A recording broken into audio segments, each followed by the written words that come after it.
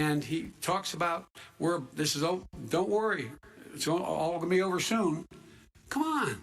There's not another serious scientist in the world who thinks it's going to be over soon. President Trump, your reaction? I say over soon. I say we're learning to live with it. We have no choice. We can't lock ourselves up in the basement like Joe does. He has the ability to lock himself up. I don't know. He's obviously made a lot of money someplace.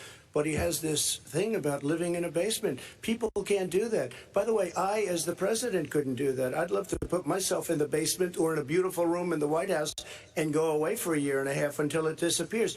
I can't do that. And Kirsten, every meeting I had, and I'd meet a lot of families, including Gold Star families and military families.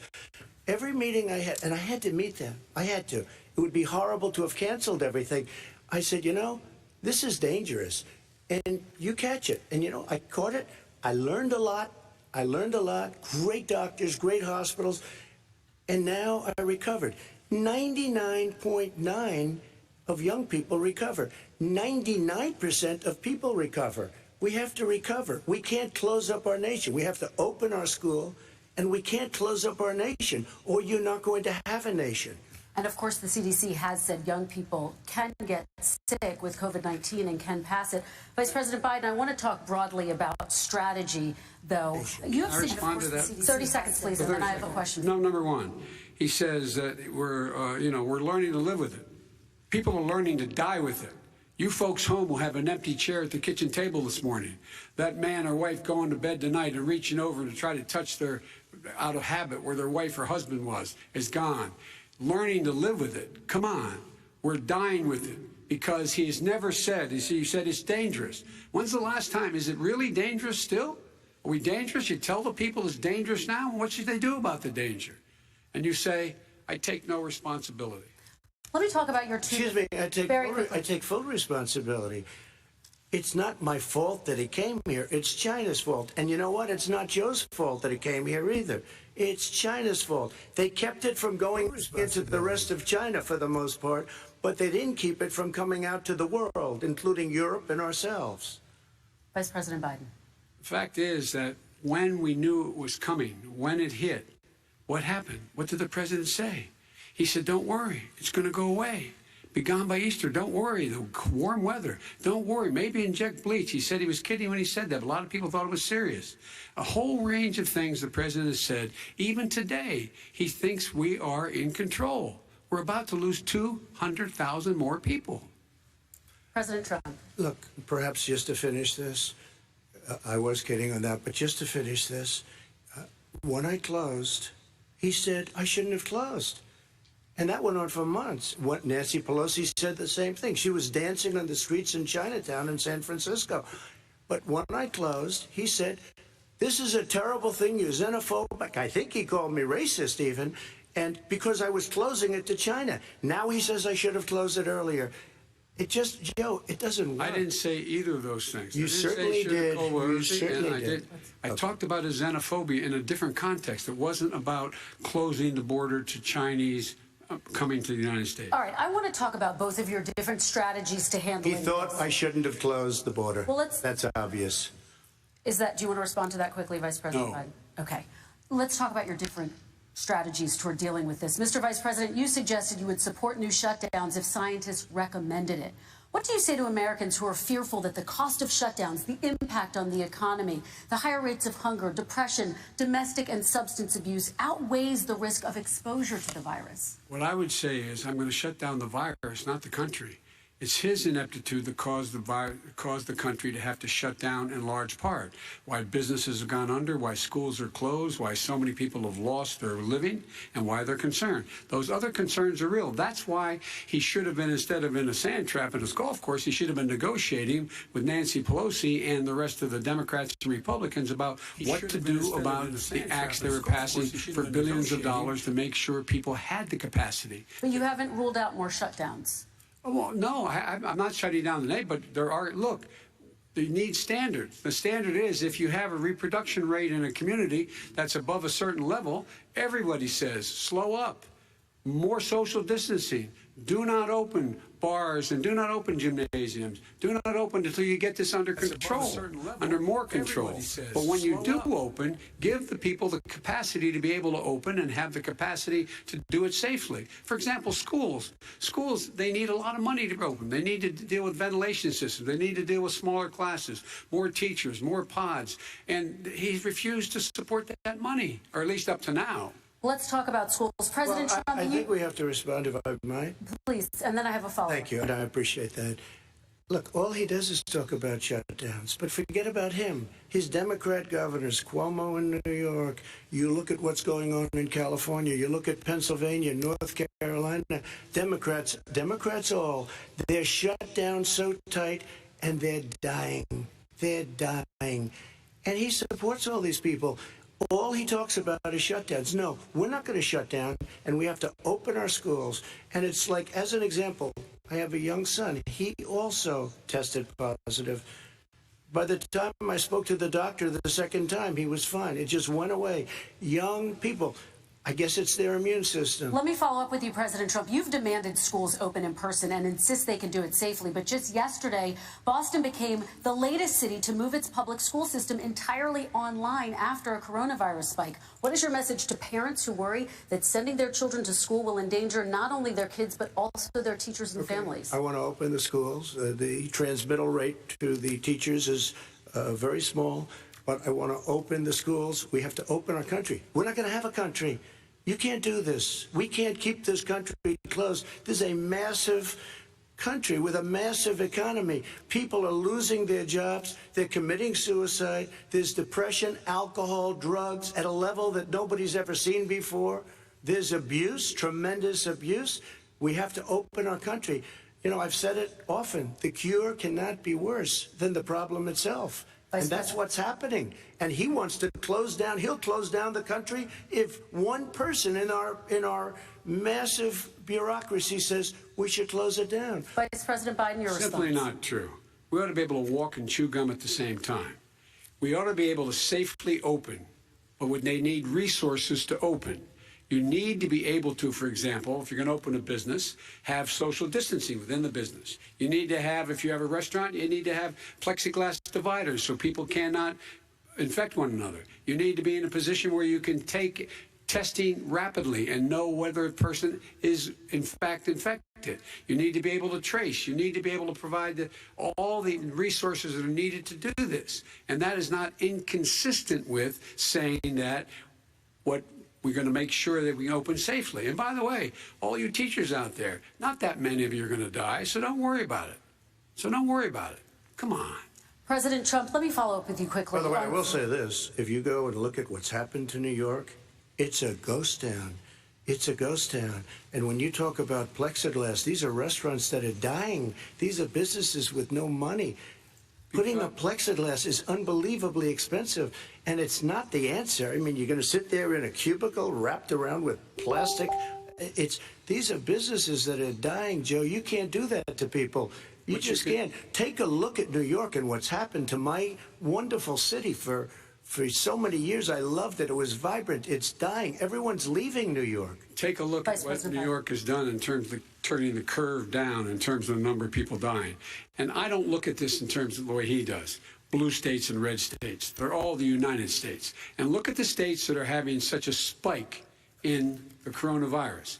They're the red states. They're the states in the Midwest. They're the states in the upper Midwest. That's where the spike is occurring significantly. But they're all Americans. They're all Americans. And what we have to do is say, wear these masks, number one. Make sure we get the help that the businesses need that has money's already been passed to do that. It's been out there since the beginning of the summer, and nothing's happened. President, New York has lost more than 40,000 people, 11,000 people in nursing homes. President Trump, what about... When you say spike, take a look at what's happening in Pennsylvania, where they've had it closed. Take a look at what's happening with your friend in Michigan, where her husband's the only one allowed to do anything. It's been like a prison. Now it was just ruled unconstitutional. Take a look at North Carolina. They're having spikes, and they've been closed. And they're getting killed financially. We can't let that happen, Joe. You can't let that happen. We have to open up. And we understand the disease. We have to protect our seniors. We have to protect our elderly. We have to protect especially our seniors with heart problems and diabetes problems. And we will protect them. We have the best testing in the world by far. That's why we have so many cases. Let me follow up with you before we move on to our next section. President Trump, this week you called Dr. Anthony Fauci, the nation's best-known infectious disease expert, quote, a disaster. You described him and other medical experts as, quote, idiots. If you're not listening to them, who are you listening to fight this? I'm listening to all of them, including Anthony. I get along very well with Anthony. But he did say, don't wear masks. He did say, as you know, this is not going to be a problem. I think he's a Democrat, but that's okay. He said, this is not going to be a problem. We are not going to have a problem at all. When Joe says that, I said, Anthony Fauci said, and others, and many others, and I'm not knocking him a lot. Nobody knew. Look, nobody knew what this thing was. Nobody knew where it was coming from, what it was. We've learned a lot.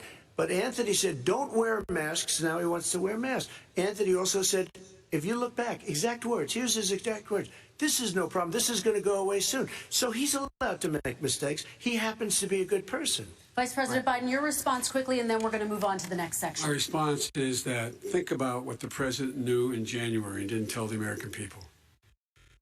He was told this was a serious virus that spread in the air, and it was much worse than the flu. He went on record and said to one of your colleagues, recorded, that in fact he knew how dangerous it was, but he didn't want to tell us. He didn't want to tell us because he didn't want us to panic. He didn't want us. Americans don't panic. He panicked. But guess what? In the meantime, we find out in the New York Times the other day that, in fact, his folks went to Wall Street and said this is a really dangerous thing. And a memo out of that meeting, not from his administration, but from some of the brokers, said sell short because we got to get moving.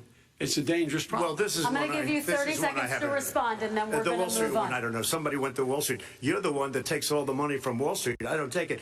You have raised a lot of money, tremendous amounts of money. And every time you raise money, deals are made, Joe. I could raise so much more money as president and as somebody that knows most of those people. I could call the heads of Wall Street, the heads of every company in America. I would blow away every record, but I don't want to do that because it puts me in a bad position. And then you bring up Wall Street. You shouldn't be bringing up Wall Street because you're the one that takes the money from Wall Street, not me. I could blow away your records that, like you wouldn't believe. We don't need money. We have plenty of money. In fact, we beat Hillary Clinton with a tiny fraction of the money that she was able to. All right, gentlemen, we're going to move on. Average contribution, $43. All right, we're going to move on to our next section, which is national security. And I do want to start with the security of our elections and some breaking news from overnight. Just last night, top intelligence officials confirmed again that both Russia and Iran are working to influence this election. Both countries have obtained U.S. voter registration information, these officials say, and Iran sent intimidating messages to Florida voters. This question goes to you, Mr. Vice President. What would you do to put an end to this threat? You have 2 minutes uninterrupted. I made it clear, and I ask everyone else to take the pledge. I made it clear that any country, no matter who it is, that interferes in American elections will pay a price. They will pay a price. And it's been overwhelmingly clear this election, I won't even get into the last one, this election, that Russia has been involved, China has been involved to some degree, and now we learn that Iran is involved. They will pay a price if I'm elected. They're interfering with American sovereignty. That's what's going on right now. They're interfering with American sovereignty. And to the best of my knowledge, I don't think the president said anything to Putin about it. I don't think he's stalking them a lot. I don't think he said a word. I don't know why he hadn't said a word to Putin about it. And I don't know what he has recently said, if anything, to the Iranians. My guess is he'd probably be more outspoken with regard to the Iranians. But the point is this, folks. We are in a situation where we have foreign countries trying to interfere in the outcome of our election. His own national security advisor told him that what is happening with his buddy, I will. His buddy, Rudy Giuliani, he's being used as a Russian pawn. He's being fed information that is Russian, that is not true. And then what happens? Nothing happens. And then you find out that everything that's going on here about Russia is wanting to make sure that I do not get elected the next president of the United States because they know I know them and they know me. I don't understand why this president is unwilling to take on Putin when he's actually paying bounties to kill American soldiers in Afghanistan, when he's engaged in activities that are trying to destabilize all of NATO. I don't know why he doesn't do it, but it's worth asking the question, why isn't that being done? Any country that interferes with us will, in fact, pay a price because they're affecting our sovereignty. President Trump, same question to you. Let me ask the question. You're going to have 2 minutes to respond. For 2 elections in a row now, there has been substantial interference from foreign adversaries. What would you do in your next term to put an end to this? 2 minutes uninterrupted. Well, let me respond to the first part as Joe answered. Joe got $3.5 million from Russia, and it came through Putin because he was very friendly with the former mayor of Moscow, and it was the mayor of Moscow's wife. And you got $3.5 million. Your family got $3.5 million, and you know, someday you're going to have to explain, why did you get 3.5? I never got any money from Russia. I don't get money from Russia. Now, about your thing last night, I knew all about that. And through John Ratcliffe, who is fantastic, DNI, he said, the one thing that's common to both of them, they both want you to lose, because there has been nobody tougher to Russia. Between the sanctions, nobody tougher than me on Russia. Between the sanctions, between all of what I've done with NATO, you know, I've got the NATO countries to put up an extra $130 billion, going to $420 billion a year. That's to guard against Russia. I sold, while he was selling pillows and sheets, I sold tank busters to Ukraine. There has been nobody tougher on Russia than Donald Trump.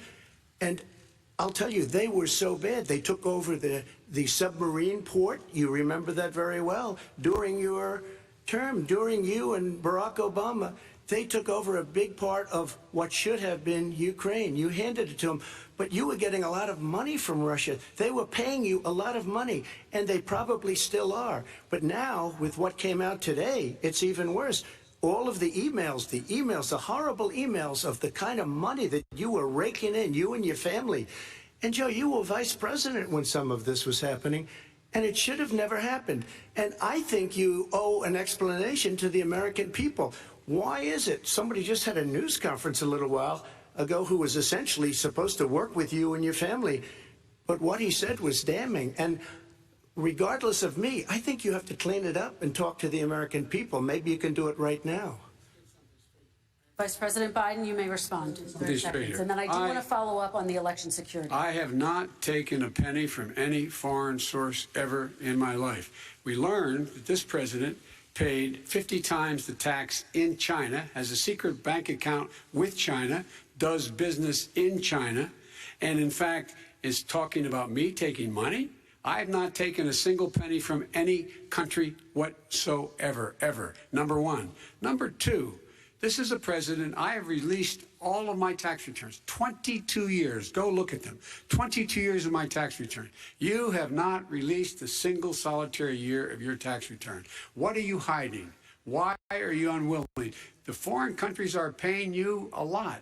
Russia's paying you a lot. China's paying you a lot. And your hotels and all your businesses all around the country, all around the world. And China's building a new road to a new a golf course you have overseas. So what's going on here? Why don't release your tax return or stop talking about corruption? President Trump, your response. First of all, I called my accountants under audit. I'm going to release them as soon as we can. I want to do it, and it'll show how successful, how great this company is. But much more importantly than that, people were saying $750. I asked them a week ago, I said, what did I pay? They said, sir, you prepaid tens of millions of dollars. I prepaid my tax. Tens over the last number of years. Tens of millions of dollars I prepaid. Because at some point they think it's an estimate. They think I may have to pay tax. So I already prepaid it. Nobody told me that. Did your accountant Nobody tell told you that. Excuse me. And it wasn't written whenever they write this. They keep talking about $750, which I think is a filing fee. But let me just tell you, I prepaid millions and millions of dollars in taxes. Number one. Number two, I don't make money from China. You do. I don't make money from Ukraine. You do. I don't make money from Russia. You made $3.5 million, Joe, and your son gave you. They even have a statement that we have to give 10% to the big man. You're the big man, I think. I don't know, maybe you're not, but you're the big man, I think. Your son said we have to give 10% to the big man. Joe, what's that all about? It's terrible. All right, gentlemen, I want to ask you both some questions about all of this, but I'm going to let you both respond very quickly. You just said you spoke to your accountant about potentially releasing your taxes. Did he tell you when you can release them? Do you have a deadline for when you're going to release them? I get treated worse than the Tea Party got treated. Because I have a lot of people in there, deep down in the IRS, they treat me horribly. We made a deal, it was all settled until I decide to run for president. I get treated very badly by the IRS, very unfairly. But we had a deal all done. As soon as we're completed with the deal, I want to release it. But I have paid millions and millions of dollars, and it's worse than paying. I paid in advance. It's called prepaying your taxes. I paid in advance. I want to ask you both about questions regarding your potential foreign entanglements and questions that have been raised to give you both a chance to talk about this more broadly. Respond very quickly, and then I'll get to my question. Why did he's been saying this for 4 years? Show us. Just show us. Stop playing around. You've been saying for 4 years you're going to release your taxes. Nobody knows, Mr. President. What they do know is you're not paying your taxes, or you're paying taxes that are so low. When last time he said what he paid, he said, I only pay that little because I'm smart. I know how to game the system. Come on.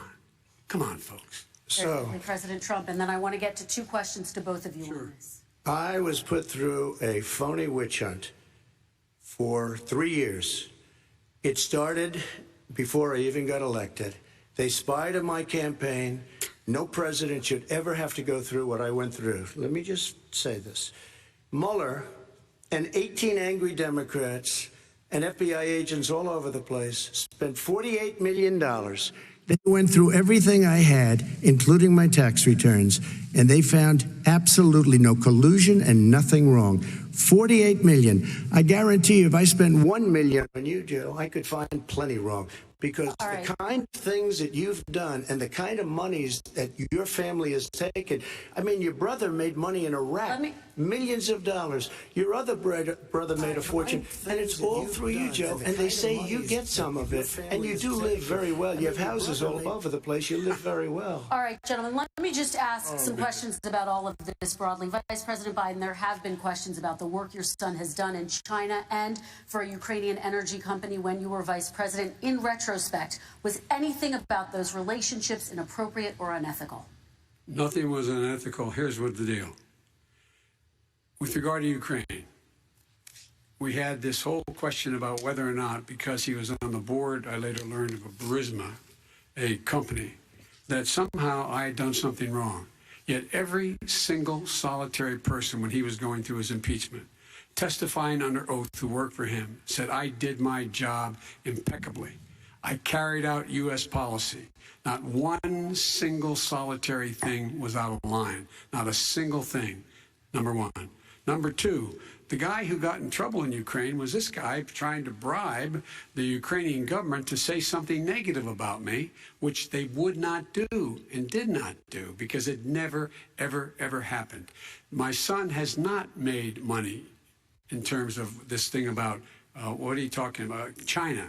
I have not had it. The only guy who made money from China is this guy. He's the only one. Nobody else has made money from China. President Trump, let me ask my question to you. But could I just one thing? Very quickly. His son didn't have a job for a long time, was sadly no longer in the military service. I won't get into that. And he didn't have a job. As soon as he became vice president, Burisma, not the best reputation in the world. I hear they paid him $183,000 a month. Listen to this.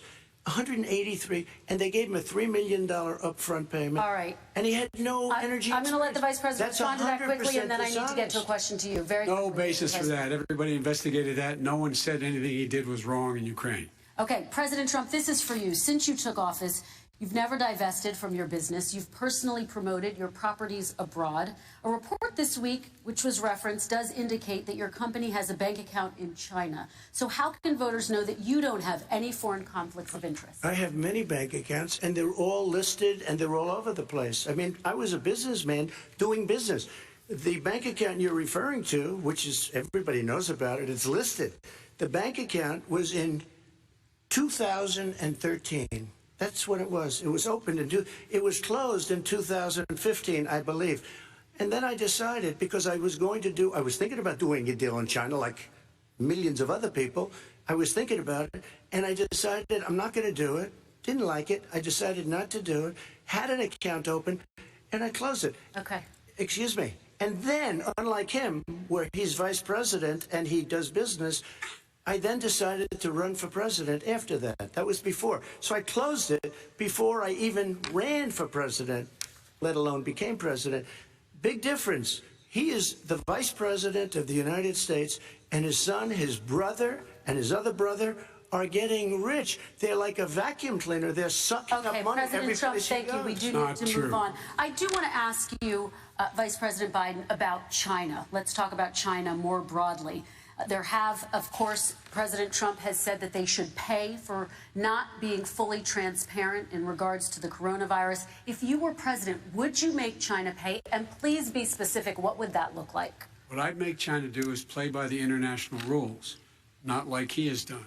He has caused the deficit of China to go up, not down, with China, up, not down. We are making sure that in order to do business in China, you have to give all your intellectual property. You have to have a partner in China. It's 51%.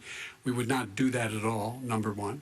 Number two, we're in a situation where China would have to play by the rules internationally as well. When I met with Xi, when I was still vice president, he said we're setting up air identification zones in the South China Sea. You can't fly through them. I said we're going to fly through them. We just flew B-52, B-1 bombers through it. We're not going to pay attention. They have to play by the rules. And what's he do?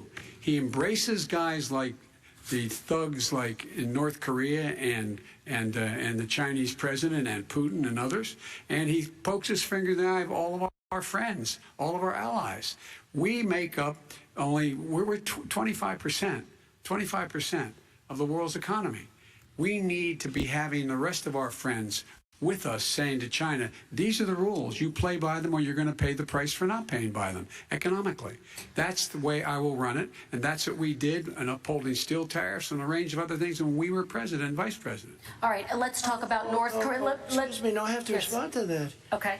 Very quickly, and then we're going to move on to North Korea. With $1.5 billion from China to manage after spending 10 minutes in office and being in Air Force Two, number one. Number two, there's a very strong email talking about your family wanting to make $10 million a year for introductions. President Trump, on China policy, though, what specifically are you going to do? What specifically are you going to do to make China pay? You've said you're going to make them pay. China is paying. They're paying billions and billions of dollars. I just gave $28 billion. New sanctions? I just gave $28 billion to our farmers. Taxpayers' money.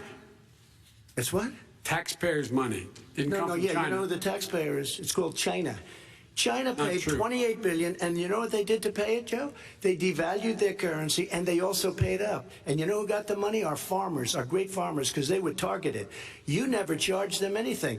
Also, I charged them 25% on dumped steel because they were killing our steel industry. We were not going to have a steel industry. Okay. And now we have a steel industry. Okay, Vice President Biden, your response, please. Our response is, look, this isn't about, there's a reason why he's bringing up all this malarkey. There's a reason for it. He doesn't want to talk about the substantive issues. It's not about his family and my family. It's about your family. And your family's hurting badly. If you're making less than, if you're a middle-class family, you're getting hurt badly right now. You're sitting at the kitchen table this morning deciding, well, we can't get new tires, they're bald because we have to wait another month or so. Or are we going to be able to pay the mortgage? Or who's going to tell her she can't go back to community college? They're the decisions you're making. In the middle-class families like I grew up in Scranton and Claymont, they're in trouble. We should be talking about your families, but that's the last thing he wants to talk about. I want to talk about North Korea. I do want to turn to 10 seconds, Mr. President. That's 10 a seconds. typical political statement. Let's get off this China thing, and then he looks, the family, around the table, everything. Just a typical politician when I see that. Let's talk about North I'm not a typical Korea politician. Okay, that's why I got elected. Let's get off the subject of China. Let's talk sitting around the table. All right. Come on, Joe, you can do better. We're going to talk about North Korea now. President Trump, you've met with North Korean leader Kim Jong-un 3 times. You've talked about your beautiful letters with him. You've touted the fact that there hasn't been a war or a long-range missile test. And yet North Korea recently rolled out its biggest ever intercontinental ballistic missile and continues to develop its nuclear arsenal. Do you see that as a betrayal of the relationship you forged? Just 30 seconds here because we need to get on to the next. So when I met with Barack Obama, we sat in the White House right at the beginning, had a great conversation. It was supposed to be 15 minutes, and it was well over an hour. He said the biggest problem we have with North Korea. He indicated we will be in a war with North Korea. Guess what? It would be a nuclear war, and he does have plenty of nuclear capability. In the meantime, I have a very good relationship with him. Different kind of a guy, but he probably thinks the same thing about me. We have a different kind of a relationship. We have a very good relationship, and there's no war.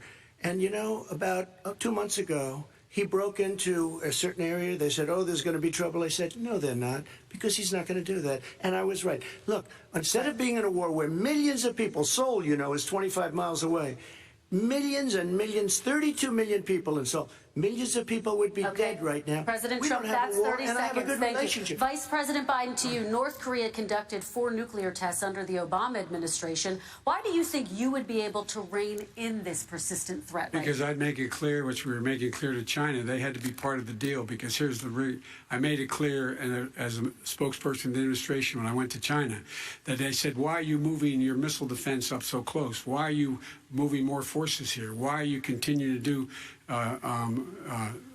military maneuvers with South Korea? I said, because North Korea is a problem, and we're going to continue to do it so we can control them. We're going to make sure we can control them and make sure they cannot hurt us.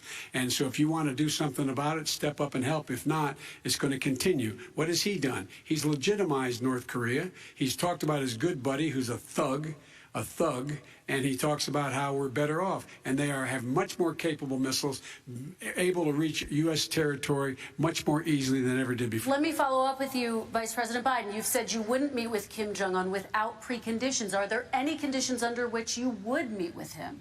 On the condition that he would agree that he would be drawing down his nuclear capacity to get that the Korean Peninsula should be a nuclear-free zone.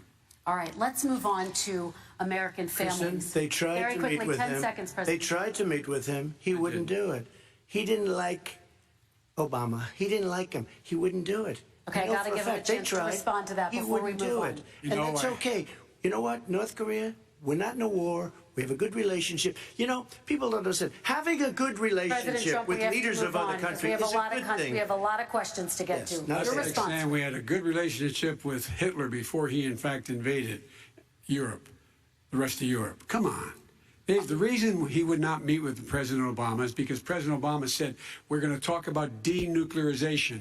We're not going to legitimize you, and we're going to continue to put stronger and stronger sanctions on you. That's why he wouldn't meet with us.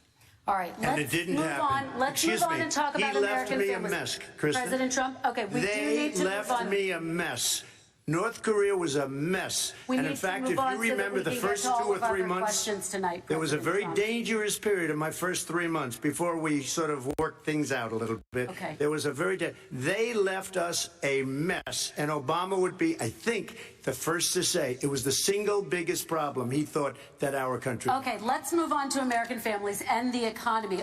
One of the issues that's most important to them is health care, as you both know. Today, there was a key vote on a new Supreme Court Justice, Amy Coney Barrett, and health care is at the center of her confirmation fight. Over 20 million Americans get their health insurance through the Affordable Care Act. It's headed to the Supreme Court, and your administration, Mr. President, is advocating for the court to overturn it. If the Supreme Court does overturn that law, those 20 million Americans could lose their health insurance almost overnight. So what would you do if those people have their health insurance taken away? You have 2 minutes uninterrupted. Sure. First of all, I've already done something that nobody thought was possible. Through the legislature, I terminated the individual mandate. That is the worst part of Obamacare, as we call it. The individual mandate where you have to pay a fortune for the privilege of not having to pay for bad health insurance. I terminated. It's gone. Now it's in court because Obamacare is no good. But then I made a decision. Run it as well as you can to my people, great people. Run it as well as you can. I could have gone the other route and made everybody very unhappy. They ran it. Premiums are down. Everything's down. Here's the problem. No matter how well you run it, it's no good. What we'd like to do is terminate it. We have the individual mandate done. I don't know that it's going to work. If we don't win, we will have to run it, and we'll have Obamacare, but it'll be better run. But it no longer is Obamacare, because without the individual mandate, it's much different. Pre-existing conditions will always stay. What I would like to do is a much better health care, much better, will always protect people with pre-existing. So I'd like to terminate Obamacare, come up with a brand new, beautiful health care. The Democrats will do it because there'll be tremendous pressure on them, and we might even have the House by that time, and I think we're going to win the House, okay? You'll see, but I think we're going to win the House. But come up with a better health care, always protecting people with pre-existing conditions. And one thing very important, we have 180 million people out there that have great private health care. Far more than we're talking about with Obamacare. Joe Biden is going to terminate all of those policies. These are people that love their health care, people that have been successful, middle-income people, been successful. They have 180 million plans, 180 million people, families. Under what he wants to do, which will basically be socialized medicine, he won't even have a choice. They want to terminate 180 million plans. We have done an incredible job on health care, and we're going to do even better.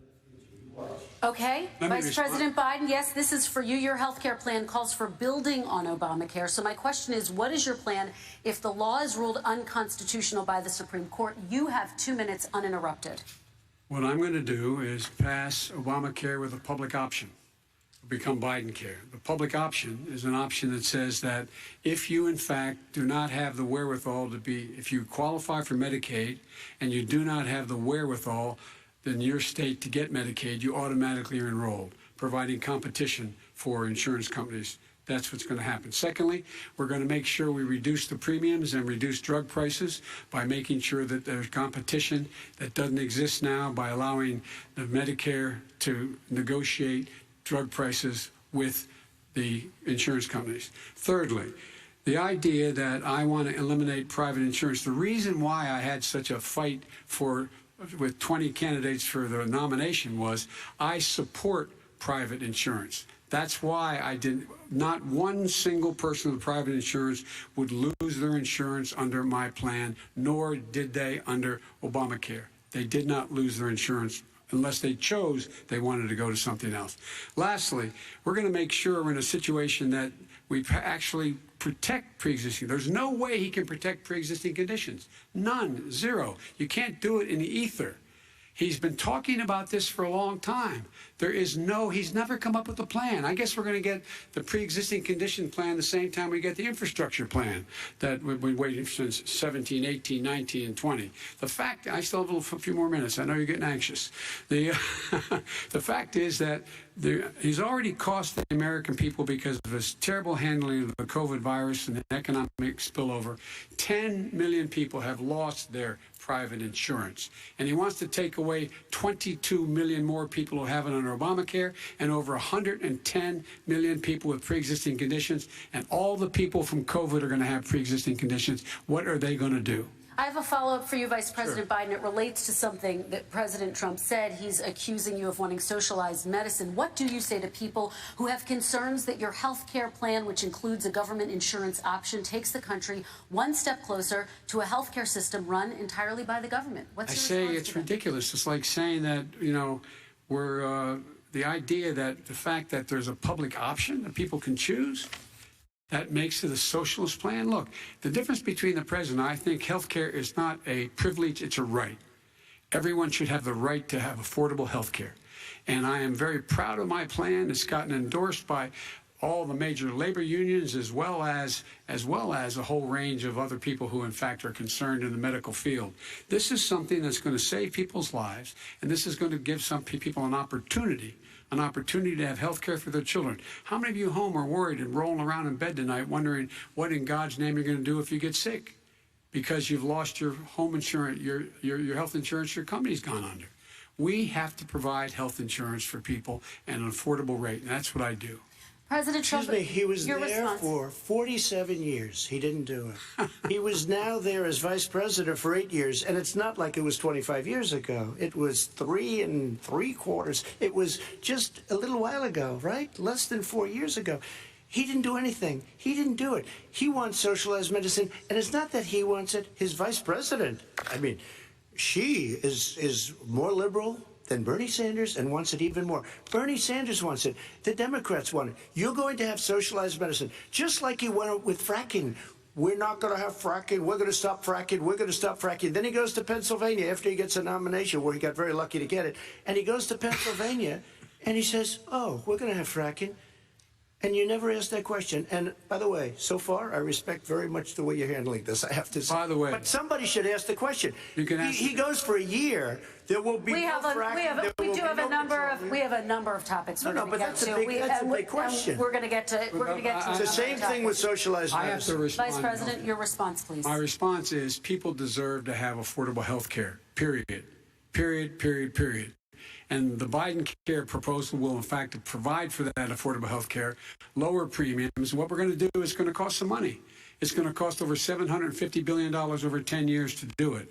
And they're going to have lower premiums. You can buy into the better plans, the cheaper plans, lower your premiums, deal with unexpected billing, and have your drug prices drop significantly. He keeps talking about it. He hasn't done a thing for anybody on health care. Not a thing. Kristen, when Very he quickly, says, then I want to talk about when he what's says happening on public Capitol option, Hill. he's talking about socialized medicine and when he and health care. When he talks about a public option, he's talking about destroying your Medicare, totally destroyed, and destroying your Social Security. And this whole country will come down. You know, Bernie Sanders tried it in his state. He tried it in his state. His governor was a very liberal governor. They want to make it work. Okay, let's let Vice President Biden respond. It doesn't Vice work. President He's Biden, a very your confused response. guy. He thinks he's running against somebody else. He's running against Joe Biden. I beat all those other people because I disagreed with them. Joe Biden he's running against. And the idea that we're in a situation that they're going to destroy Medicare, this is the guy that the actuary at Medicare said, if in fact, at Social Security, if in fact he continues to withhold his plan to withhold the tax on Social Security will be bankrupt by 2023. With no way to make up for it. This is the guy who's tried to cut Medicare. So I mean, the idea that Donald Trump is lecturing me on Social Security and Medicare? Come on. He tried to get rid of, he tried to hurt Social Security years ago. Years ago. Go back and look at the records. He tried to hurt Social Security years ago. All right, let's move on. This I'm is going to the move guy on. that when they announced, Mr. President, I have to move on to the next question. they said or the else stock we're not market gonna will have time to boom talk about it. if I'm elected. If he's elected, the stock market will crash. Okay, let's move on to the next question. That. Very quickly. Look, the idea that the stock market is booming is his only measure of what's happening. Where I come from in Scranton and Claymont, the people don't live off of the stock market. Just in the last three years during this crisis, the billionaires in this country made, according to the Wall Street, $700 billion more. $700 billion more. Because that's his only measure. What happens to the ordinary people out there?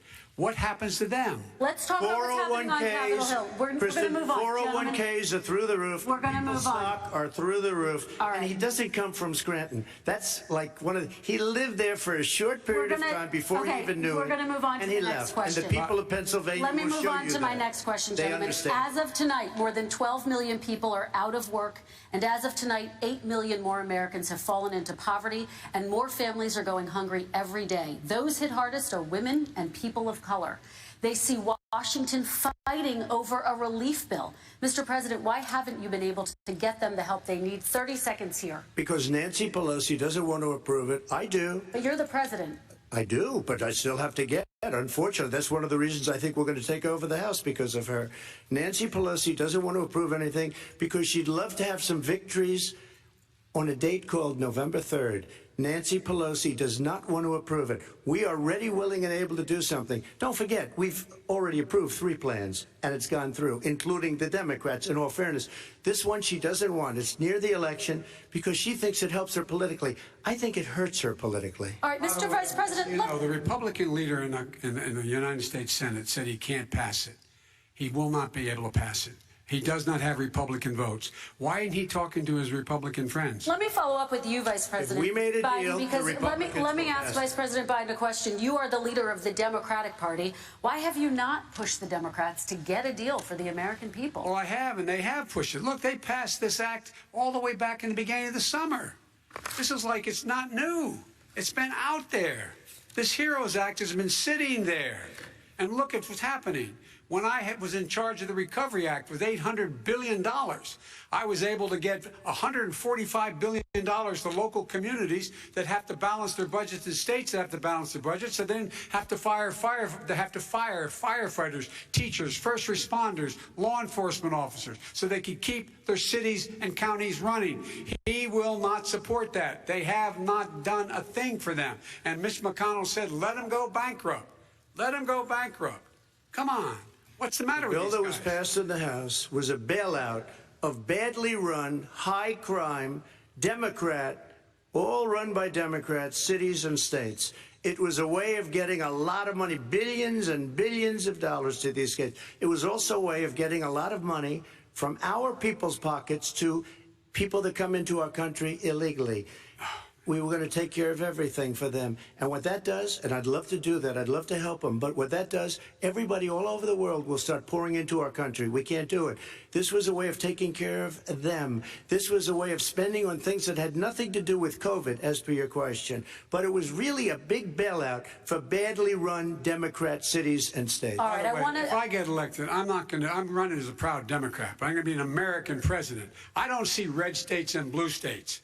What I see is American, United States. And folks, every single state out there finds themselves in trouble. They're going to start laying off, whether they're red or blue, cops, firefighters, first responders, because they have to balance their budget. And the founders were smart. They allowed the federal government to deficit spend to compensate for the United States of America. I want to talk about the minimum wage, gentlemen. Mr. Vice President, we are talking a lot about struggling small businesses and business owners these days.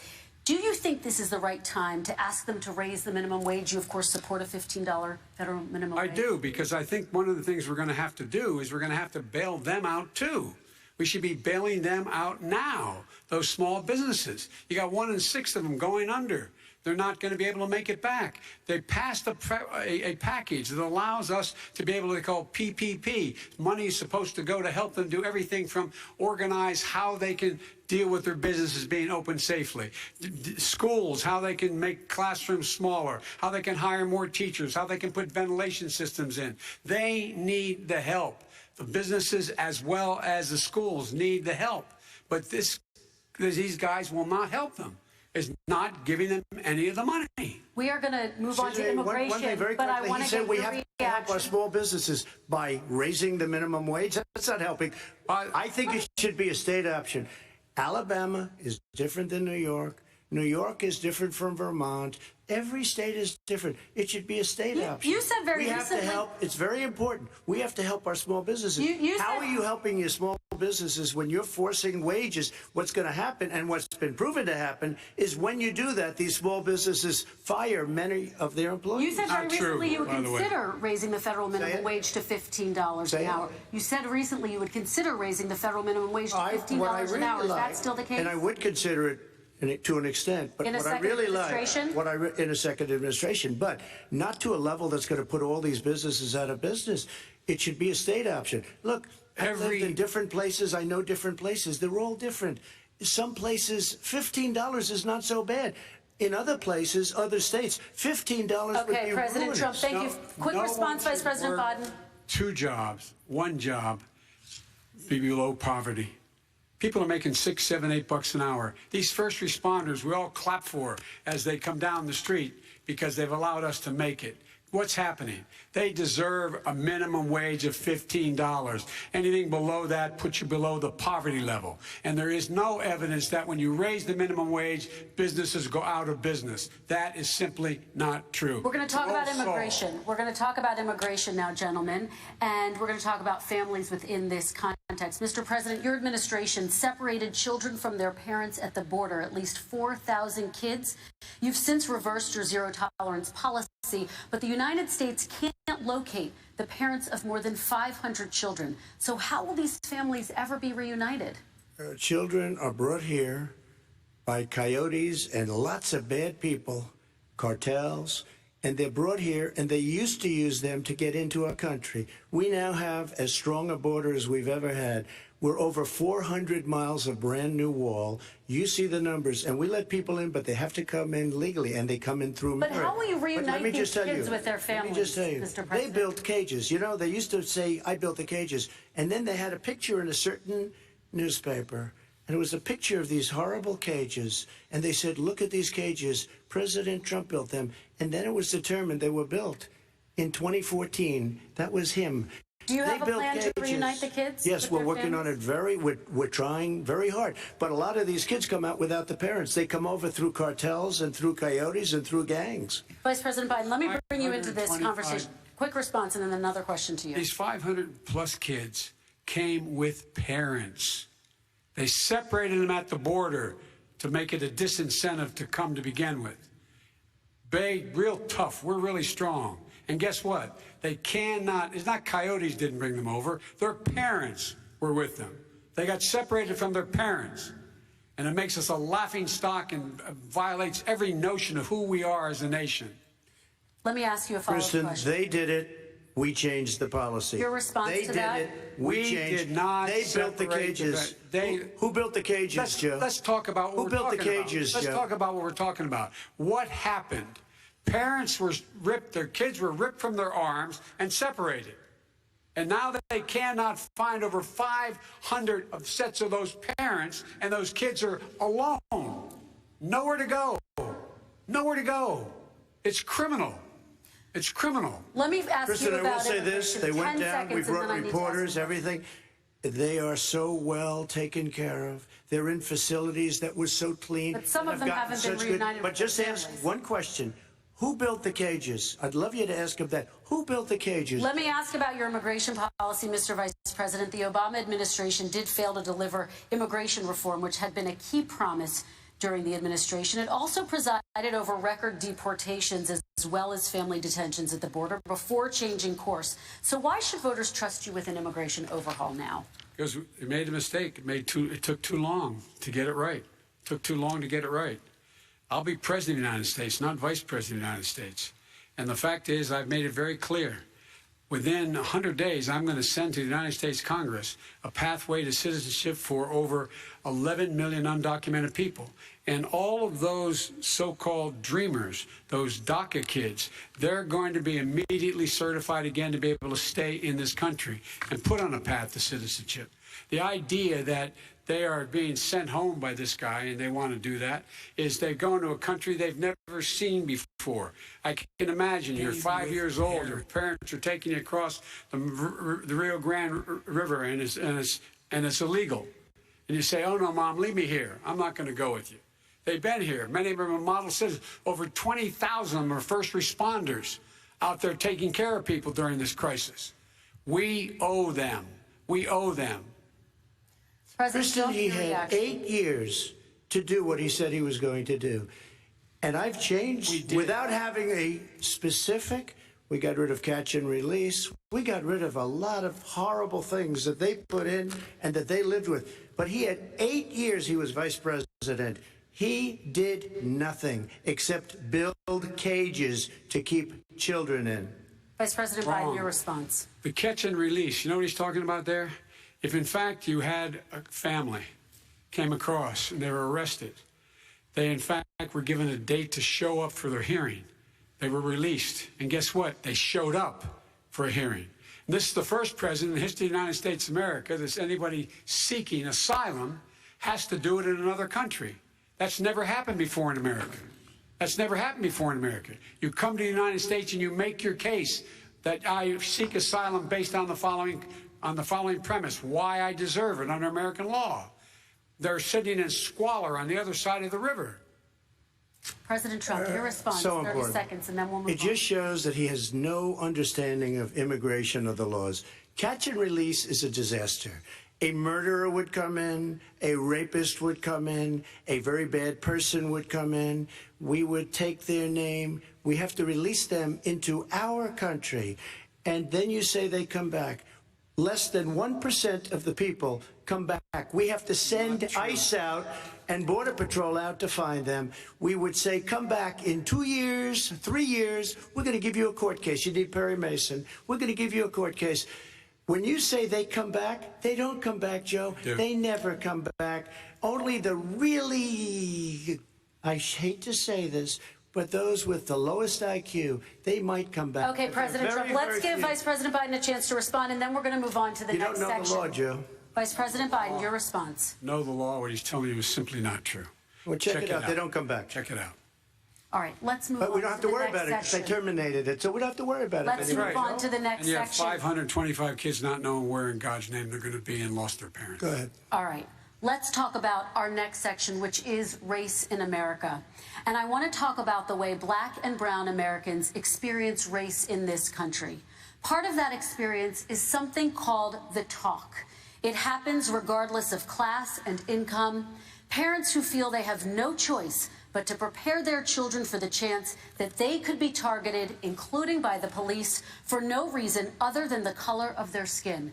Mr. Vice President, in the next 2 minutes, I want you to speak directly to these families. Do you understand why these parents fear for their children? I do. I do.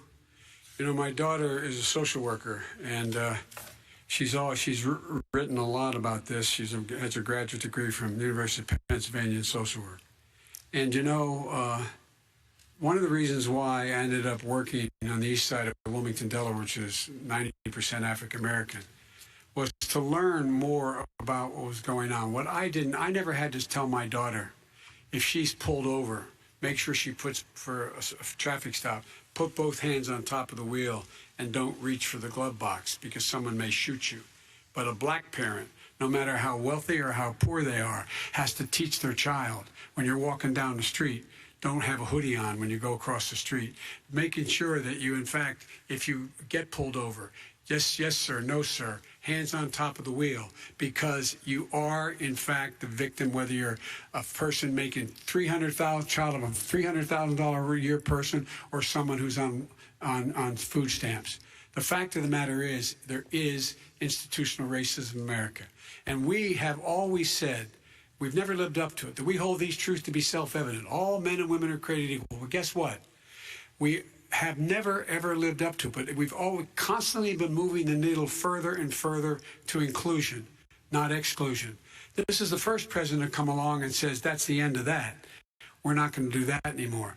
We have to provide for economic opportunity, better education, better health care, better access to schooling, better access to opportunity to borrow money to start businesses. All the things we can do, and I've laid out a clear plan as to how to do those things, just to give people a shot. It's about accumulating the ability to have wealth as well as it is to be free from violence.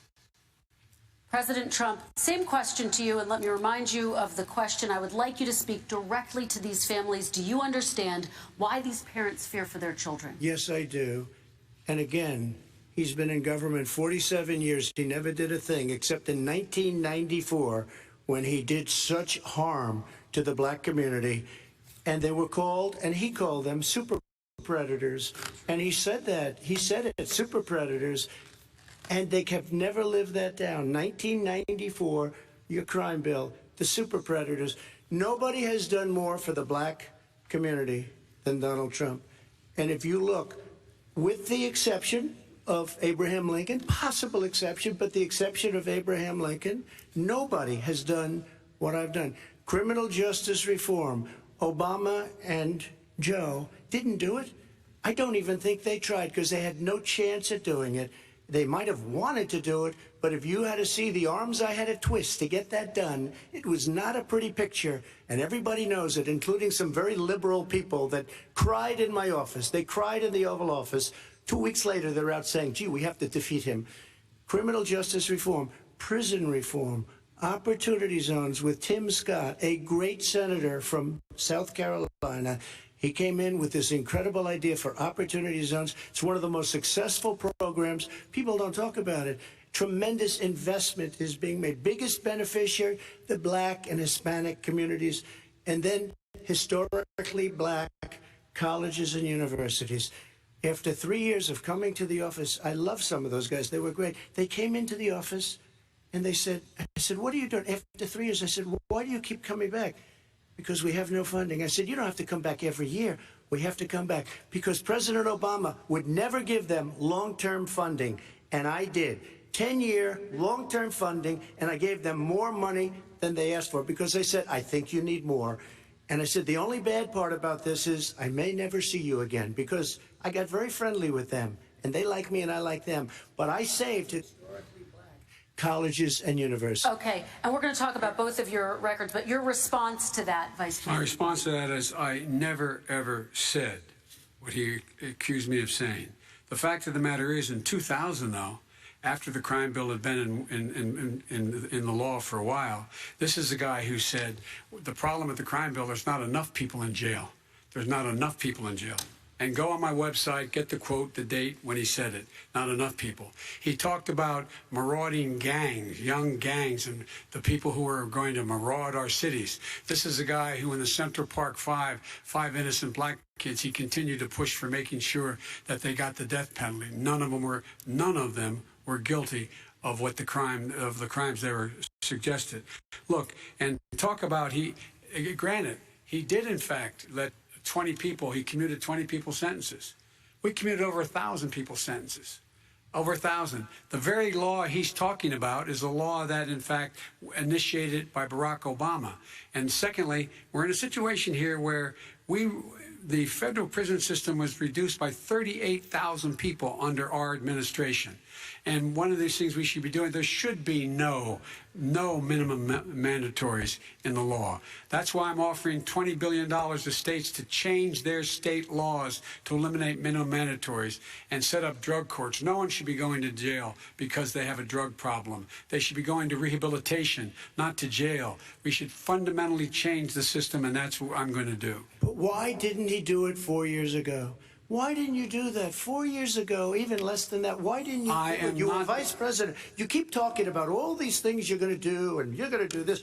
But you were there just a short time ago, and you guys did nothing. We did. You know, Joe, I ran because of you. I ran because of Barack Obama, because you did a poor job. If I thought you did a good job, I would have never run. I would have never run. I ran because of you. I'm looking at you now. You're a politician. I ran because of you. All right, Vice President Biden, your response to that, and then I do have some questions for both of you. Well, I tell you what, I hope he does look at me, because what's happening here is, you know who I am. You know who he is. You know his character. You know my character. You know our reputations for honor and telling the truth. I am anxious to have this race. I am anxious to see this take place. The character of the country is on the ballot. Our character is on the ballot. Look at us closely. Let me ask some follow-up. Please respond, and then we're going to have follow-up questions. If this stuff is true about Russia, Ukraine, China, other countries, Iraq, if this is true, then he's a corrupt politician. All right. So don't give me the stuff about how you're this innocent baby. Joe, they're calling you a corrupt politician. Nobody. President Trump, I want to stay on the issue of race. We're talking about the issue. From hell. President Trump, we're talking about race right now, and I do want to stay on the issue of race. President Trump, I have to respond to that. Please, because look, very quickly. There are 50 former national intelligence folks who said that what he's accusing me of is a Russian plant. They have said that this has all the five former heads of the CIA, both parties, say what he's saying is a bunch of garbage. Nobody believes it except his and his good friend Rudy Giuliani. You mean the laptop is now another Russia hoax? That's exactly what. Is this that's where you're exactly going? what. This is told. where he's going. The laptop is Russia. Gentlemen, Russia. I want to stay on the issue of race. You okay? have to be kidding. Here we Mr. go President, again with Russia. We're going to continue on the issue of race. Mr. President, you've described the Black Lives Matter movement as a symbol of hate. You've shared a video of a man chanting white power to millions of your supporters. You've said that black professional athletes exercising their First Amendment rights should be fired. What do you say to Americans who say that kind of language from a president is contributing to a climate of hate and racial strife? Well, you have to understand, the first time I ever heard of Black Lives Matter, they were chanting pigs in a blanket, talking about police. Pigs, talking about our police. Pigs in a blanket, fry them like bacon. I said, that's a horrible thing. And they were marching down the street. And that was my first glimpse of Black Lives Matter. I thought it was a terrible thing. As far as my relationships with all people, I think I have great relationships with all people. I am the least racist person in this room. What do you say to Americans who are concerned by that rhetoric? I don't know. I don't know what to say. I got criminal justice reform done and prison reform and opportunity zones. I took care of black colleges and universities. I don't know what to say. They can say anything. I mean, they can say anything. It makes me sad because I am the least racist person. I can't even see the audience because it's so dark, but I don't care who's in the audience. I'm the least racist person in this room.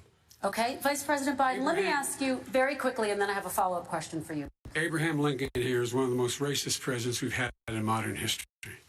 He pours fuel on every single racist fire. Every single one.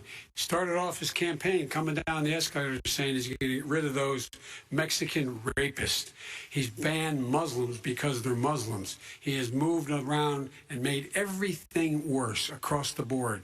He says about the poor boys, last time we were on stage here, he said, I told them to stand down and stand ready. Come on. This guy is a dog whistle about as big as a foghorn. President Trump, I'm going to give you 10 seconds to respond, and then I have a follow-up. No, you made a reference to Abraham Lincoln. Where did that come in? I mean, you said you're Abraham Lincoln. No, where did that? No. You said, I said not since Abraham Lincoln has anybody done what I've done for the black community. And I'm saying, I didn't say I'm Abraham Lincoln. I said not since Abraham Lincoln has anybody done what I've done for the black community. Now, you have done nothing other than the crime bill, which put tens of thousands of black men, mostly in jail. All right, let me ask Vice President Biden because if you look at what's happening with the voting right now, let me ask they Vice remember President that Biden you treated them very, very badly. Just take a look at what's happening out there. Vice President Biden, let me give you a chance to respond within this context. Crime bills that you supported in the 80s and 90s contributed to the incarceration of tens of thousands of young black men who had small amounts of drugs in their possession. They are sons, they are brothers, they're fathers, they're uncles, whose families are still to this day, some of them suffering the consequences. So speak to those families. Why should they vote for you? One of the things is that in the 80s, we passed 100%, all 100 senators voted for it, a bill on drugs and how to deal with drugs. It was a mistake. I've been trying to change the sentence, and particularly the portion on cocaine. That's why I've been arguing that, in fact, we should not send anyone to jail for a pure drug offense. They should be going into treatment across the board. That's what we should be spending money. That's why I set up drug courts, which were never funded by our Republican friends. They should not be going to jail for a drug or an alcohol problem. They should be going into treatment. That's what we've been trying to do. That's what I'm going to get done, because I think the American people have now seen that, in fact, it was a mistake to pass those laws relating to the drug. But they were not in the crime bill. But why didn't he get it done? See, it's all talk, no action with these politicians. Why didn't he get it done?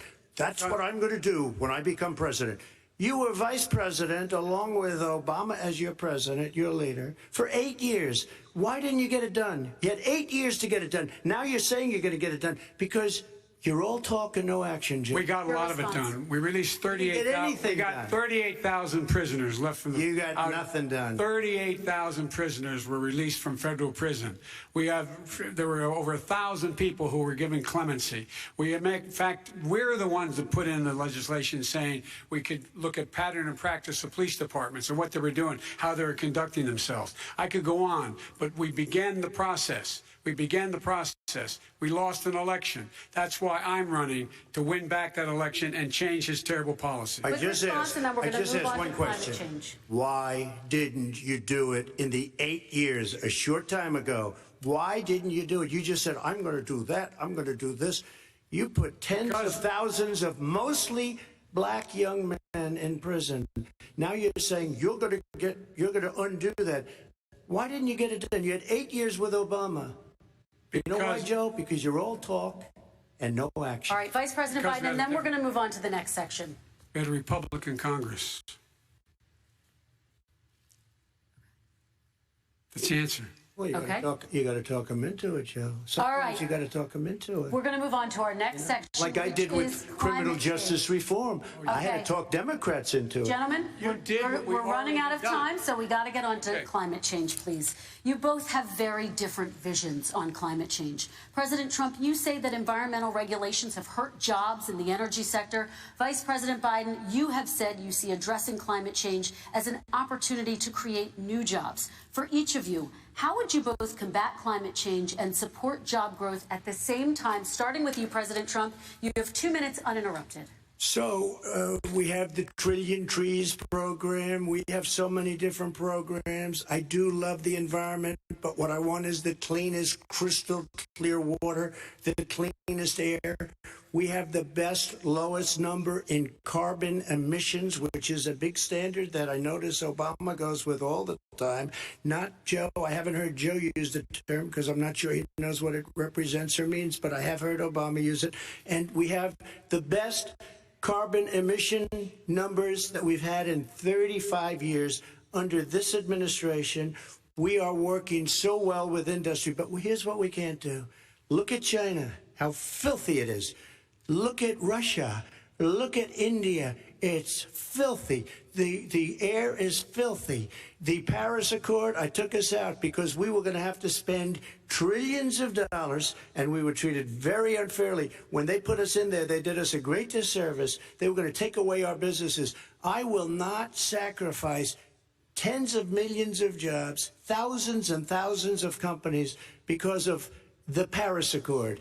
It was so unfair. China doesn't kick in until 2030. Russia goes back to a low standard, and we kicked in right away. It would have destroyed our businesses. So, you ready? We have done an incredible job environmentally. We have the cleanest air, the cleanest water, and the best carbon emission standards that we've seen in many, many years. Vice President And we Biden. haven't destroyed our industries. Vice President Biden, 2 minutes to you, uninterrupted. Climate change and climate warming, the global warming, is an existential threat to humanity. We have a moral obligation to deal with it. And we're told by all the leading scientists in the world we don't have much time. We're going to pass the point of no return within the next 8 to 10 years. 4 more years of this man eliminating all the regulations that were put in by us to clean up the climate, to limit emissions will put us in a position where we're going to be in real trouble. Here's where we have a great opportunity. I was able to get both all the environmental organizations as well as labor, the people worried about jobs, to support my climate plan. Because what it does, it will create millions of new good-paying jobs. We're going to invest in, for example, 50,000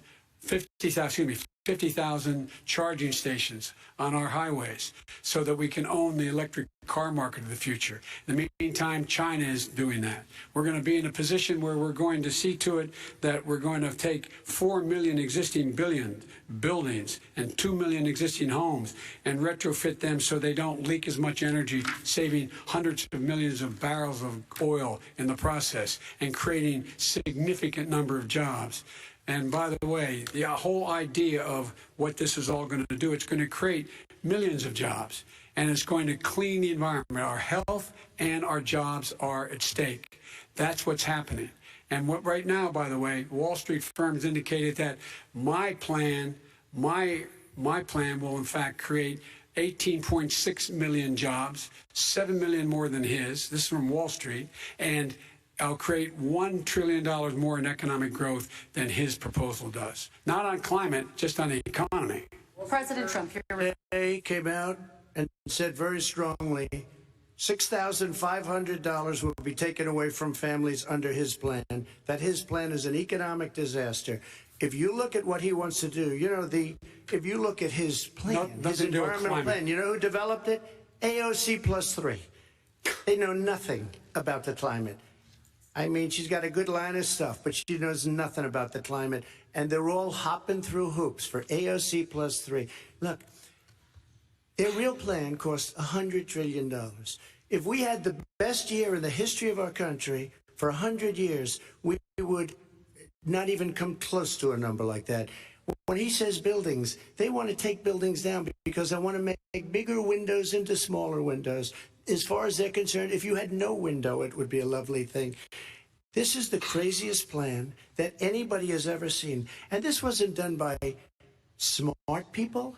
This wasn't done by anybody. Frankly, I don't even know how it could be good politically. Right. They want to spend $100 trillion. That's their real number. He's trying to say it was 6. It's $100 trillion. They want to knock down buildings and build new buildings with little, tiny, small windows. I mean, and many other things. Okay. And many other things. Let me have the Vice President respond, and we're running out of time, and we have a lot more questions to get to. So let's hear from the Vice President. I have a number more questions. I don't know where he comes from. I don't know where he comes up with these numbers. Queens. $100 trillion. Give me a break. This plan was, plan is endorsed by every major environmental group and every labor group. Labor.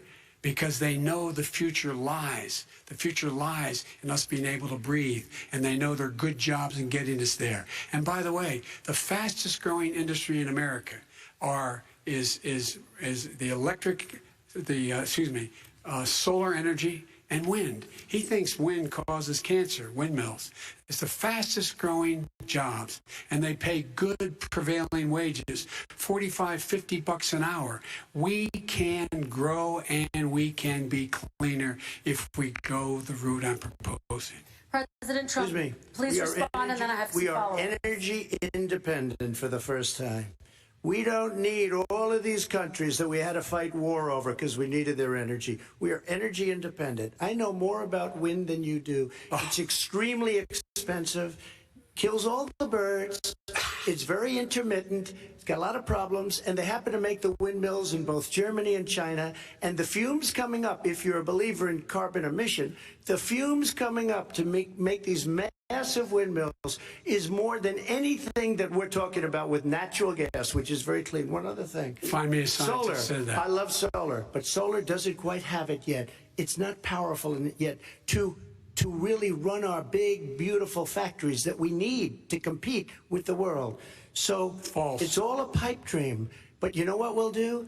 We're going to have the greatest economy in the world. But if you want to kill the economy, get rid of your oil industry. You want...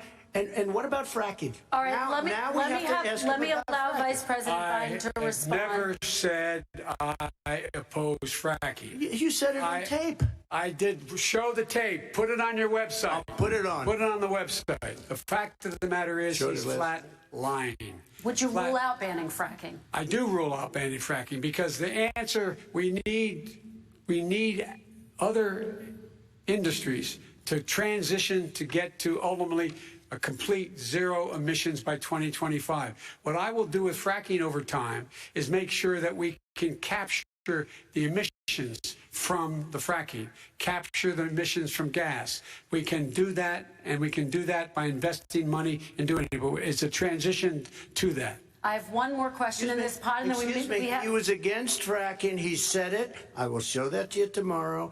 I am against fracking. Until he got the nomination, went to Pennsylvania, then he said, but you know what, Pennsylvania? He'll be against it very soon because his party is totally against it. Fracking on federal land, I said. No fracking and or oil on federal land. Let me ask this final question in this section, and then I want to move on to our final section. President Trump, people of color are much more likely to live near oil refineries and chemical plants. In Texas, there are families who worry the plants near them are making them sick. Your administration has rolled back regulations on these kinds of facilities. Why should these families give you another 4 years in office? The families that we're talking about are employed heavily, and they're making a lot of money, more money than they've ever made. If you look at the kind of numbers that we produce for Hispanic, for Black, for Asian, it's 9 times greater the percentage gain than it was under, in 3 years, than it was under 8 years of the 2 of them, to put it nicely. 9 times more. Now, somebody lives, I have not heard the numbers or the statistics that you're saying, but they're making a tremendous amount of money economically. We saved it. And I saved it again a number of months ago when oil was crashing because of the pandemic. Okay. We saved it. We got, say what you want about relationship, we got Saudi Arabia, Mexico, and Russia to cut back, way back. We saved our oil industry, and now it's very vibrant again. Right. And everybody has very inexpensive gasoline. Remember Vice President Biden, your response, and then we're going to have a final question for both of you. My response is that those people live on what they call fence lines. He doesn't understand this. They live near chemical plants that, in fact, pollute, chemical plants and oil plants and refineries that pollute. I used to live near that when I was growing up in Claymont, Delaware. And all the more oil refineries in Marcus Hook and the Delaware River than there is any place, including in Houston at the time. When my mom get in the car and when there was first frost to drive me to school, turning the windshield wiper, there'd be oil slick in the window. That's why so many people in my state were dying and getting cancer. The fact is, those frontline communities, it doesn't matter what you're paying them, it matters how you keep them safe. What do you do? And you impose restrictions on the pollutions, the pollutants coming out of those fence line communities. Okay, I have one final question. Would he close down the oil industry? It falls. Would you close down the oil industry? By the way, I would transition from the oil industry, yes. Oh, I would that's transition. a big statement. It is a big statement. That's a because big statement. I would stop. Why would you do that? Because the oil industry pollutes significantly. I see. Here's the deal. But that's you a can't big do statement. that. Well, if you let me finish the statement, because it has to be replaced by renewable energy over time. Over time. And I'd stop giving to the oil industry, I'd stop giving them federal subsidies. He won't give federal subsidies to the gas, excuse me, to solar and wind. Yeah. Why are we giving it to the oil industry? We actually do give it to solar and wind. We And have that's one maybe the final biggest question. statement in terms of business. That's the biggest statement. Okay. Because We have basically one what he's final saying question, is he is Mr. going to President. destroy the oil industry. Will you remember that, Texas? Will you remember that, Pennsylvania, Oklahoma? Vice President Biden, let me give you 10 seconds to respond, and then Ohio. I have to get to the final question. Vice President Biden. He takes everything out of context, but the point is, look, we have to move toward a net zero emissions.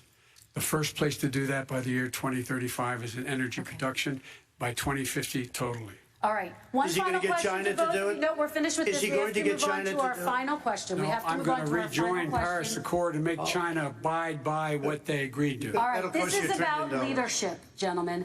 And this first question does go to you, President Trump. Imagine this is your inauguration day. What will you say in your address to Americans who did not vote for you? You'll each have 1 minute, starting with you, Mr. We have to make our country totally successful as it was prior to the plague coming in from China.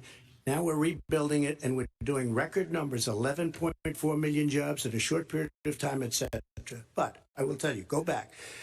Before the plague came in, just before, I was getting calls from people that were not normally people that would call me. They wanted to get together. We had the best Black unemployment numbers in the history of our country. Hispanic, women, Asian, people with diplomas, with no diplomas, MIT graduates, #1 in the class. Everybody had the best numbers. And you know what? The other side wanted to get together. They wanted to be unified. Success is going to bring us together. We are on the road to success, but I'm cutting taxes, and he wants to raise everybody's taxes, and he wants to put new regulations on everything. He will kill it. If he gets in, you will have a depression, the likes of which you've never seen. Your 401ks will go to hell, and it'll be a very, very sad day for this country. All right. Vice President Biden, same question to you. What will you say during your inaugural address to Americans who did not vote for you? I will say, I'm an American president. I represent all of you, whether you voted for me or against me. And I'm going to make sure that you're represented. I'm going to give you hope. We're going to move. We're going to choose science over fiction. We're going to choose hope over fear. We're going to choose to move forward because we have enormous opportunities to make things better. We can grow this economy. We can deal with the systemic racism. And at the same time, we can make sure that our economy is being run and moved and motivated by clean energy, creating millions of new jobs. And that's the fact. That's what we're going to do. And I'm going to say, as I said at the beginning, what is on the ballot here is the character of this country. Decency, honor, respect, treating people with dignity, making sure that everyone has an even chance. And I'm going to make sure you get that. You haven't been getting it the last 4 years.